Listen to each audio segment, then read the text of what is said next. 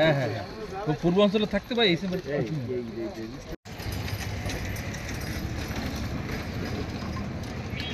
সামনে আসুন দাদা। ওটা আমাদের হলে নিরাপত্তার জন্য, আর যেহেতু মেয়ে তাড়াতাড়ি বাসায় ফিরতে হবে, সবাই অনেক টেনশন হবে।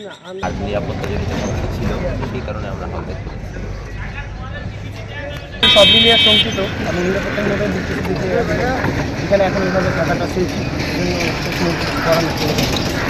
সিচুয়েশন ছিল, কিন্তু হল ভ্যাকেন্ট করে দেওয়ার কারণে এখন অনলাইনে পড়া হল ভ্যাকেন্ট আসলে এটা কাইন্ড অফ যার যার নিরাপত্তার সাথে অনেকে করছে, কারণ যেহেতু মানুষ কম ক্যাম্পাসে, তো সেফটির একটা ইস্যু থাকে। এছাড়াও অনেকের দেখা যায় যে হয়তো প্ল্যানই ছিল যে এরকম একটা সময় চলে যাবে, এই কারণে অনেকে চলে যাচ্ছে। কিন্তু হঠাৎ সিদ্ধান্তটা দেওয়ার কারণে আসলে অনেকে একটু ভোগান্তির মধ্যে পড়ছে, যেমন বাসের বা ট্রেনের টিকিট পাওয়ার ক্ষেত্রে, বা যাদের বাসা একটু দূরে, ট্রেন ছাড়া ওয়ে নেই, ট্রেনের শিডিউল নিয়ে আজকে তারাও একটু বিপদে পড়ছে।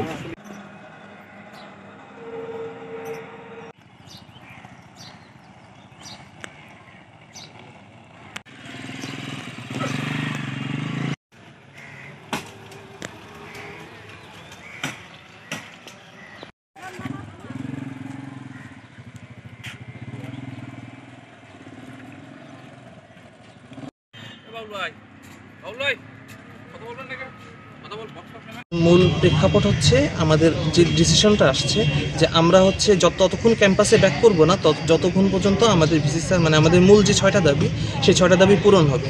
এখন যদি আমাদের রোজার পরে ক্লাস দিয়ে দেয়, সেক্ষেত্রে আমাদের আন্দোলন স্থগিত হবে না। আমরা আমরা ক্যাম্পাসে আসবো, বাট আমরা কেউ ক্লাসে যাব না। আমরা আমাদের আন্দোলন আবার আগের মতো সচল করবো। যেহেতু রোজার মধ্যে আমাদের অনেকেরই থাকার একটা সমস্যা এবং থাকা খাওয়া সব কিছু একটা সমস্যা, এই জন্য অধিকাংশ শিক্ষার্থী চলে যাচ্ছে। কিন্তু এমন না যে আমরা আসলে পুরোপুরি আন্দোলনটা স্থগিত করবো। আমাদের আন্দোলন স্যারের পদত্যাগ আগ পর্যন্ত চলমান থাকবে।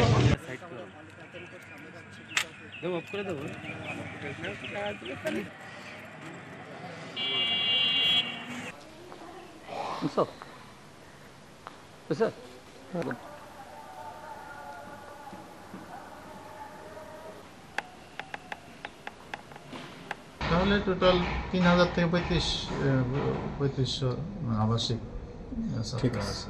প্রভোস্ট মহোদয় মানে করে ওনার যেহেতু হলের সার্বিক দায়িত্ব ওনার, উনি প্রয়োজনীয় ব্যবস্থা নেবেন, হলের যে নিয়ম নীতি আছে সেইভাবে ব্যবস্থা নেবেন। এখানে যেহেতু ছাত্রদের সাথে একটা হইলো, তো আমাদের শিক্ষকরা খুব তাদেরকে রক্ষার জন্য গিয়েছিলেন, এবং তাতে আমাদের 20-25 জন শিক্ষক আহত হয়েছে। শুধু প্রশাসনিক লেখা আছে। হ্যাঁ হ্যাঁ নিচে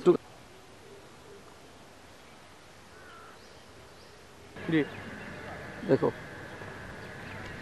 ঠিক আছে, ক্লিয়ার আছে তো?